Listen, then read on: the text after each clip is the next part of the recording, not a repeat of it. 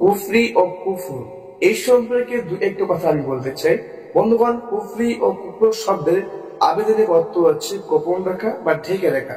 শরীয়তের পরিভাষায় নবী করিম সাল্লাল্লাহু আলাইহি ওয়াসাল্লামের পৃথক আনিত যে সমস্ত অকাট্যভাবে দিনের অর্থে প্রমাণিত এর কোন একটি অস্বীকার করাকে কুফরি বলা হয়।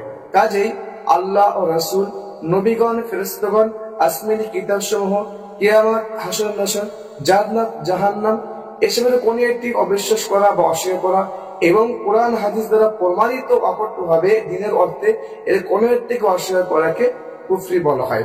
কুফরি মূলত আল্লাহ তাআলার শাসনের বিরুদ্ধে চলে যাওয়া। ঠিক আছে, কুফরি মূলত আল্লাহ তাআলার শাসনের বিরুদ্ধে চলে যাওয়া। কুফরি যেমন জঘন্য অপরাধ, তেমনি শাস্তিও ভয়াবহ বা অনেক কঠিন বা কঠোর।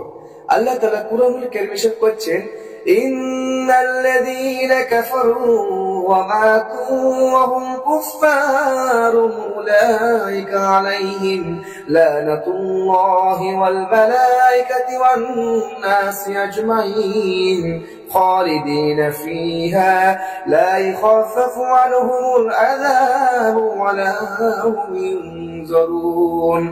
নিশ্চয় যারা কুফরি করে এবং কাফের অবস্থায় মারা যায় সে সমস্ত লোকের প্রতি আল্লাহ তাআলা ফেরেশতাগণের এবং সমগ্র মানুষের লানত, তারা জাহান্নামের মাঝেই থাকবে, তাদের উপর থেকে আযাবকে লঘু করা হবে না এবং তাদেরকে অবকাশ করে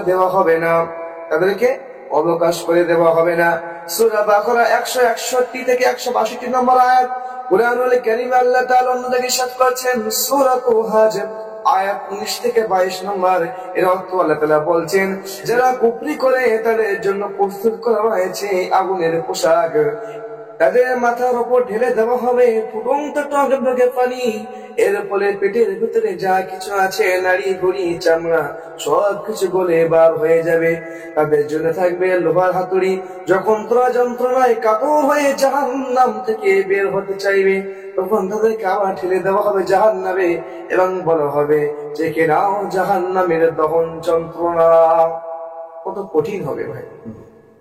আল্লাহ তাআলা কুরআনুল কারীমে অন্য জায়গায় বলছেন, ইন্নাল্লাযীনা কাফারু ওয়া মাতু ওয়া হুম কুফফারুন ফালান ইকবালা মিন আহাদিহিম মিলউল আরদি যাহাবান ওয়া লা বিফতাদাবি উলাইকা লাহুম আযাবুন আলীম ওয়া মা লাহুম মিন নাসিরিন। আল্লাহ তাআলা বলেন, যারা কাফের হয়েছে এবং কাফের অবস্থায় মৃত্যুবরণ করেছে তারা যদি সারা পৃথিবী পরিমাণ স্বর্ণ তাদের মুক্তিপণ হিসেবে দিতে চায় সেগুলো কবুল করা হবে না, গৃহীত হবে না। তাদের জন্য রয়েছে যন্ত্রণাদায়ক আযাব এবং তাদের কোনো শিরিন সাহায্যকারীও নেই। তাহলে ভাই বন্ধুগণ, দুনিয়ায় অর্থ সম্পদ থেকে কি লাভ? দুনিয়ায় অর্থ সম্পদ মজুদ করে জমি রেখে কি কাজে আসবে? আমার আখিরাতে কোনো কাজে আসবে না।